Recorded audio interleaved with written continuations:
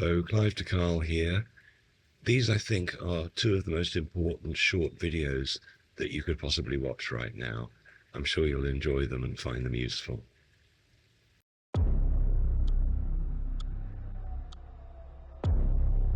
The madness of international trade. In a given year, roughly $250 million worth of butter leaves the UK. Almost exactly the same amount comes back in. Belgium is the world's fourth biggest importer of water and the sixth largest exporter. Since 2021, the US has been exporting over 3 billion pounds of beef every year and importing over 3 billion pounds. These are not exceptional examples. Insane trade is built into our global economic system. The massive ongoing emissions from this global trade are nowhere to be seen in climate negotiations. Instead, the finger is pointed at you. You are told that climate change is a consequence of your individual behavior, your greed, your unwillingness to change your bad habits. But you feel trapped. The cost of living is higher than ever, and day-to-day pressures are overwhelming. Most of the time, you've got to run into the supermarket, grab the cheapest option, and run out. And the cheapest option? Grown in factory farms using toxic chemicals, wrapped twice in plastic and shipped from the other side of the world. And why is it that cheap? How can that possibly be?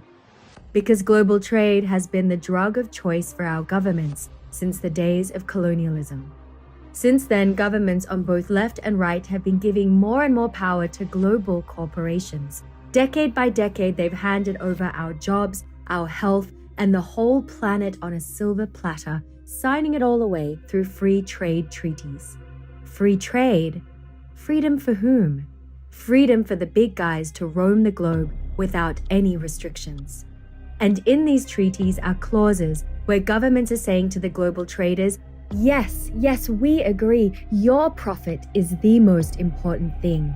You can even sue us if we in any way threaten it.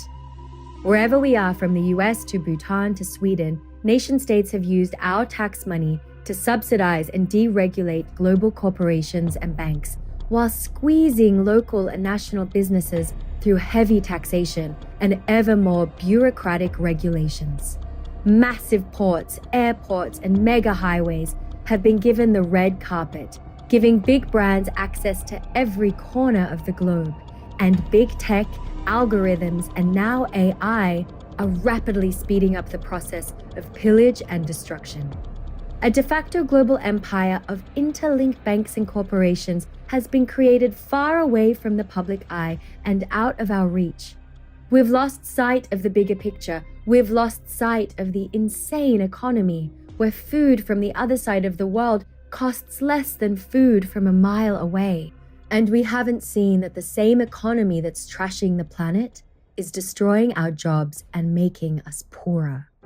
We need to become big picture activists, speaking out about how the global system is damaging both people and planet. We need to demand that the democratic process shapes business rather than big business shaping our societies. Our numbers, our real power, far outstrips the tiny minority running the world today. Big picture activism will unite us across social and environmental divides. The rules of international trade are killing us. Let's change them.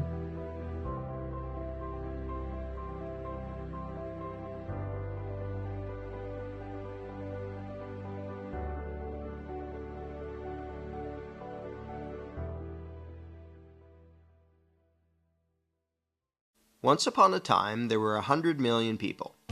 They had different interests, different beliefs, different occupations, but for the most part, they got along pretty well. Then one day, a gang of a few hundred people showed up. Need to zoom in some more to see them. I know they're there somewhere. Zoom in. There they are. And this gang of a few hundred said to the throng of 100 million, "From now on, you all have to give us a cut of everything you earn." This is an accurate graphical comparison between the number of American taxpayers and the number of U.S. congressmen. And the throng said, "Gosh, do we have to give you a cut of what we earn?" And the gang of a few hundred said, "Yes, you have to." And the throng said, "Well, okay, I guess we have to." And one little troublemaker asked, "What if we don't?" The gang of a few hundred didn't like this and said, "If you do not comply, we shall unleash upon you our legions of enforcers." And the throng cried, "Oh no, please don't. We will comply, we will pay." This is an accurate graphical comparison between the number of American taxpayers and the total number of IRS employees. Time went by, and the gang of a few hundred said, "Now we want more of what you earn." And this kept happening over and over again, until eventually some of the throng were paying almost half of what they earned to the gang. Whenever the gang demanded more, the throng would say, "Golly, we're already having a tough time. Do we really need to give you even more?" And the gang always said, "Yes, you must, or we shall unleash our legion of enforcers." Now the gang of a few hundred was getting trillions of dollars every year, spending it on wars and pyramid schemes, giving away goodies to their friends, buying influence, and doing lots of other things. And some of the throng started saying, "We don't really like the war you're waging with the money we give you. Do we really have to be paying for that?" And the gang said, "Yes, we demand it. Don't make us send out our legion of enforcers." And some of the throng said, "You're taking our money and giving it to huge corporations and giant banks, and some people who just don't want to work. A lot of these things we don't like." And the gang said, "We don't care. We will decide how to spend it. You just do as you're told, or else." And the throng said, "Okay, I guess we have to." But eventually the throng got so fed up, so angry, that they took a drastic step. One day they said to the gang, "We don't like what you're doing. We want a new gang." And after pouring a huge amount of time and money into the effort, they replaced the gang with a new gang. Then the throng pleaded with the new gang, "Now, at long last, can we keep our own money, or at least keep more of it?" And the new gang said, "Sorry, but after much discussion, we've decided that you can't. You have to keep giving us what you've been giving, in fact, a little bit more than before." The throng was distraught and said, "This is dreadful. But after all, what choice do we have? I mean, they say we must comply, and they have that scary legion of enforcers. We're powerless against them. We'd better just do as we're told." So they did as they were told, got poorer and poorer, and lived miserably ever after. But after all, what else could they have done? What power could this throng possibly have compared to this gang of a few hundred and their enforcers? What chance would this thing have against this thing?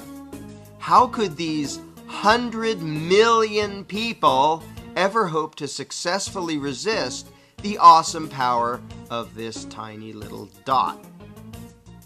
In case anyone missed this, let's review. Here's them. Here are their enforcers. Here's us. Them, us. Them, us. Does anything about this seem just a little strange to you? Are you perhaps wondering, why does the throng need the permission of the dot to do anything? Why do these people feel the need to ask this tiny little dot if they can keep more of what they earn? Why would they spend year after year literally begging for lower taxes from this little dot? Is this dot just really darn intimidating? Is it very persuasive in its reasoning? To be blunt, why would this throng give a rodent's backside what this tiny little dot wanted? The fact that this tiny dot has the gall to issue such demands to such a throng is pretty startling in and of itself. But what is far more amazing is that the throng obeys this minuscule little parasitic gang of control freaks.